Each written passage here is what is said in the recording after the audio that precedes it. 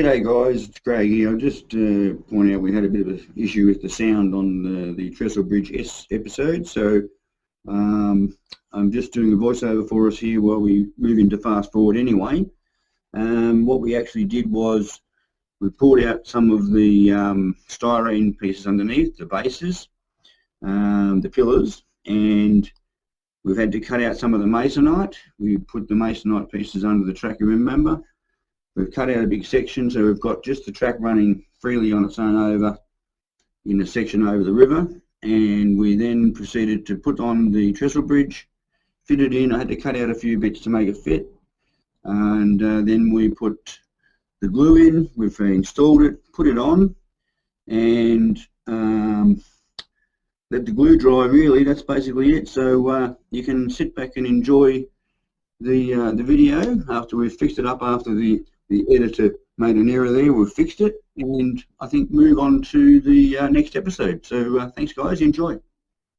G'day guys, Craig here. Welcome back to our raised rails and our little trains that we're doing here. So we've had a few problems with COVID-19. We started this episode in the start of 20, and we've had to stop filming because our film person wasn't able to travel, plus we're not really allowed to, I don't think. Anyway, we stopped for a while filming, but I've been continuing work on the track a little bit.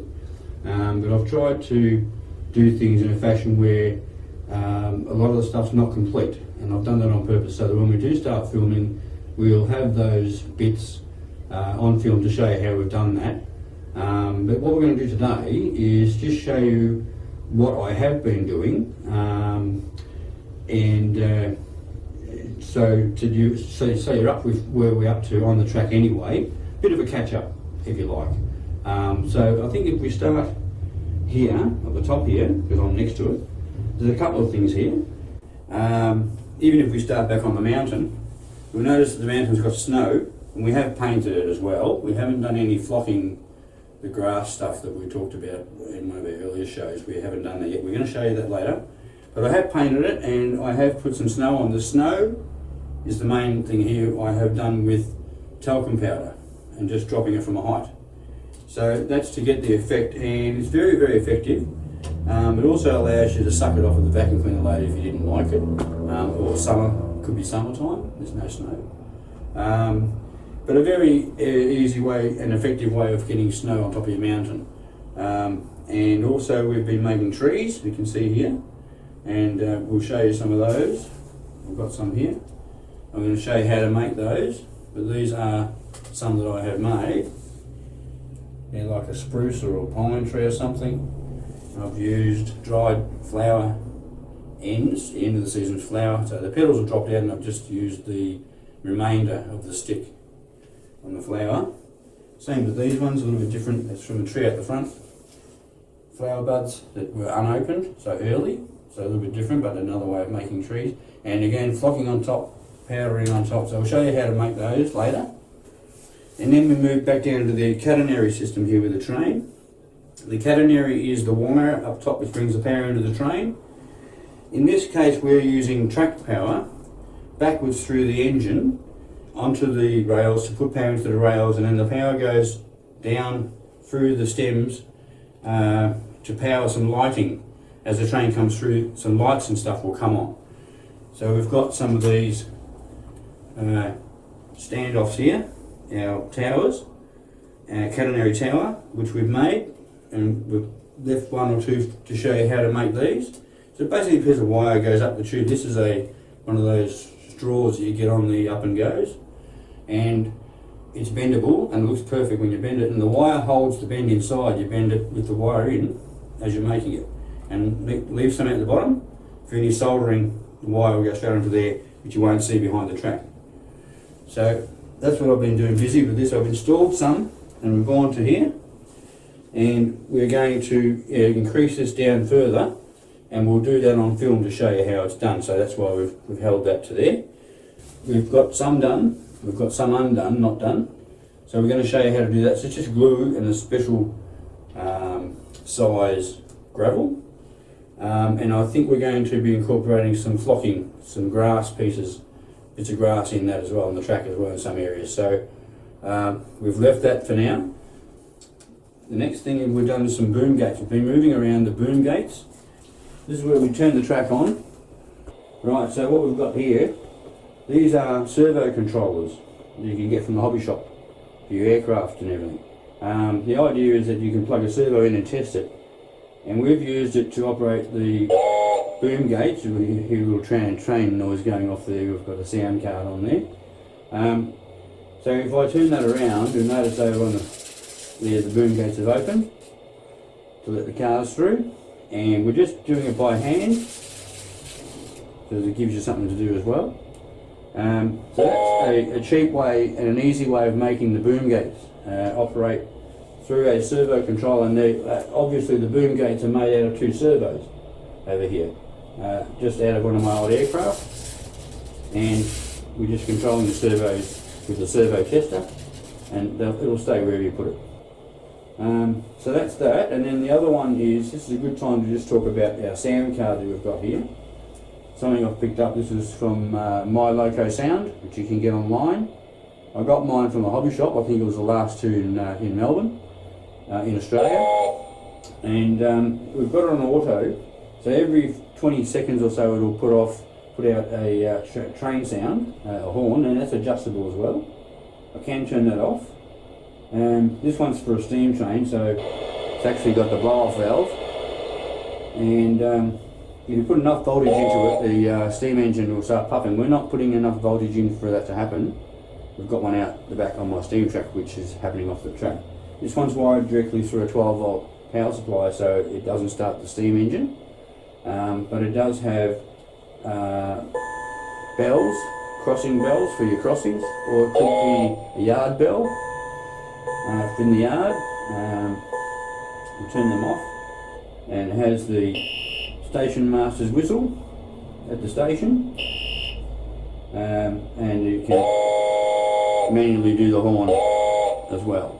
And since we're talking about remotes, we've got another remote here which we picked up online, I think, and this one is for the lights, to control the lighting. We've got one little light set up already, and that is our signal lights here, which is our train lights. They're going to go obviously near the crossings, so we haven't really installed them properly yet, but I've got one wired up to show you.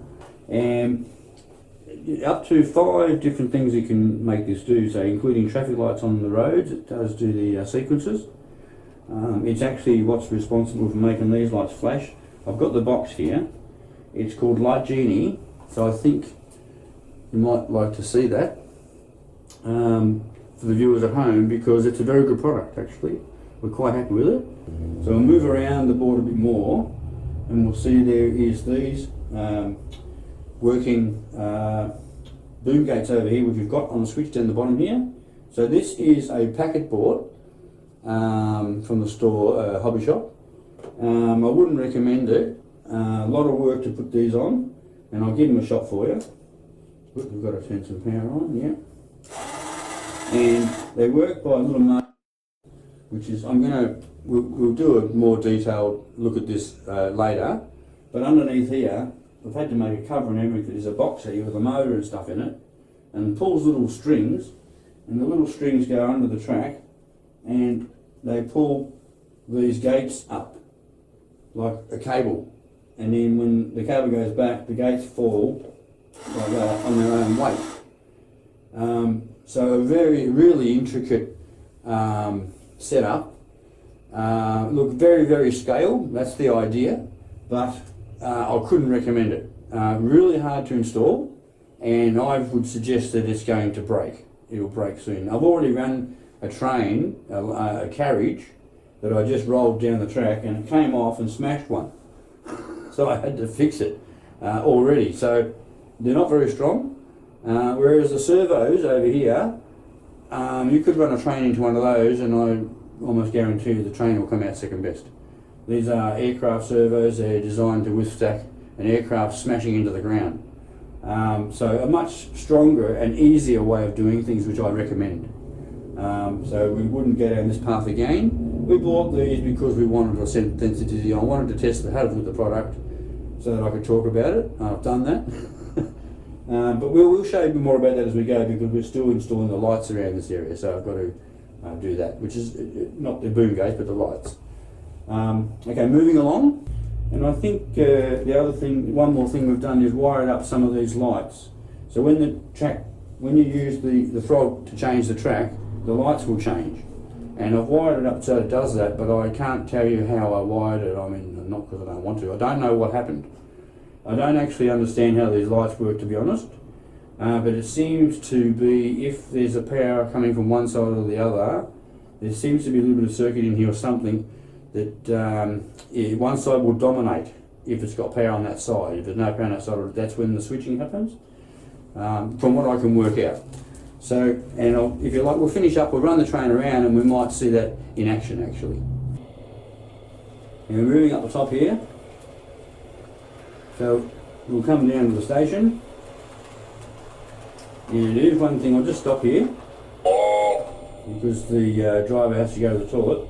And we're going to just put this light here on here. I didn't talk about this, but there's also a crane over here. I'll turn it off and turn it on again. We've got some track lights over here, which come on orange, yellow and red to indicate orange. And we've got warning lights here. When that happens, the train has to slow down. There's a red light that comes on here, which is green, otherwise tells the train that it's got to go really slow or even stop, because there's a crane working. Okay, and just while we're on the crane, we can lift up here, and under here we've got our crane controls, which are also servo controllers, servo testers. Again, we're using the servo testers to operate the crane. As you can see down there, you move the servo tester arm, which will move that one, and this one is the boom, and the other one to the string. So we'll go into more detail again with that. So we'll move the train around now, if we can. Maybe a little bit of power, yeah. Up there now, we'll come up the top here on the catenary, and notice all the lights that come on. There's a green light that comes on. It's getting power off the top, and as the train leaves the power, it turns the lights off. So we'll just stop here because there's a red light, which means the track's wrong. Put that back to the green light, we can go through. Some of the street lights are coming on as well, depending on which track I'm using. Okay guys, so that's what we've been up to. And as you can see, I've been pretty busy. There's a couple of little things, but we'll go into that also when we see you next time. So I think for now, that's about it for now, and we will see you next time. Bye for now.